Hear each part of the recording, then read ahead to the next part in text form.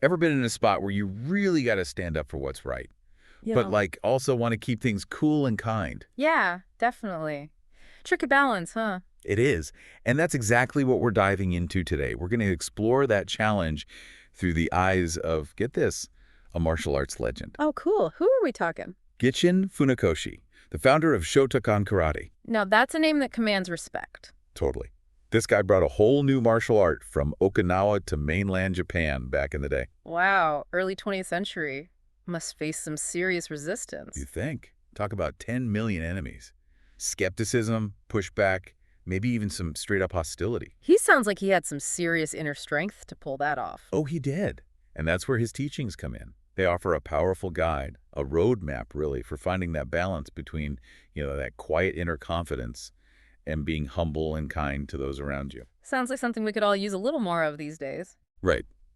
Okay, so to kick things off, let's hear the quote that's at the heart of our deep dive today. It goes like this. He who studies karate-do must always strive to be humble inwardly and kind outwardly. However, once he has decided to defend the cause of justice, then he must have the courage expressed in the saying, even if there are 10 million enemies, I will go. Whoa. Powerful stuff. Right. That image of facing 10 million enemies, it really gets you thinking. Seems like a whole other level of courage, way beyond just being physically strong. Oh, for sure. It speaks to that deep down resolve, that fire in your belly that makes you stand up for what you believe in, even when it feels like, well, like the whole world's against you. Exactly. And it's interesting. It doesn't have to be some grand, epic battle. You're right. It's more about those everyday challenges, right? Totally. Like, think about it. What are the 10 million enemies we face in our own lives? Hmm. Maybe it's speaking up when you see injustice at work, or Right. confronting a bully, or even just that inner voice, that nagging self-doubt that tries to hold you back. Ugh, tell me about it. That inner critic can be a real pain sometimes. But Funakoshi's words, they remind us that courage isn't always flashy or loud. It's often found in those small, quiet acts of resilience. And that part about being humble inwardly, that really got me thinking. It's like true strength starts with knowing yourself, right? Being honest about your strengths and weaknesses. 100%. That's where the whole concept of Budo comes in, the martial way. See, for Funakoshi, karate wasn't just about fighting, about mastering techniques. It was about building character.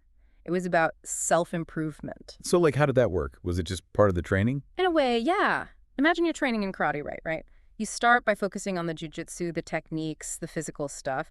But as you go deeper, you start to realize that the discipline, respect, self-control, that's the stuff that starts to shape your whole life. How you interact with others, how you deal with challenges, everything. So it's like the training spills over into every aspect of your life. Exactly. It's not just about what happens on the mat, it's about who you become as a person. So when Funakoshi brought karate to mainland Japan, he wasn't just bringing a fighting style. He was bringing this whole philosophy of Budo.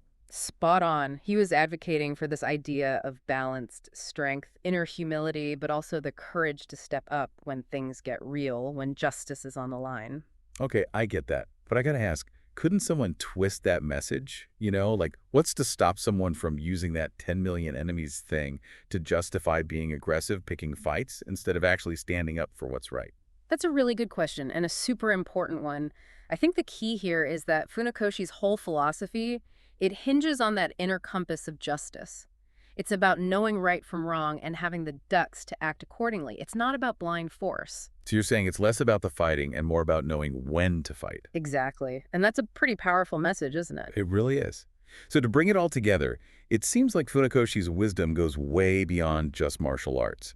It's about finding that sweet spot between humility, kindness, and the courage to act when it truly matters. Couldn't have said it better myself. And as we navigate this crazy, complex world, maybe it's worth asking ourselves, what are the 10 million enemies we face in our own lives?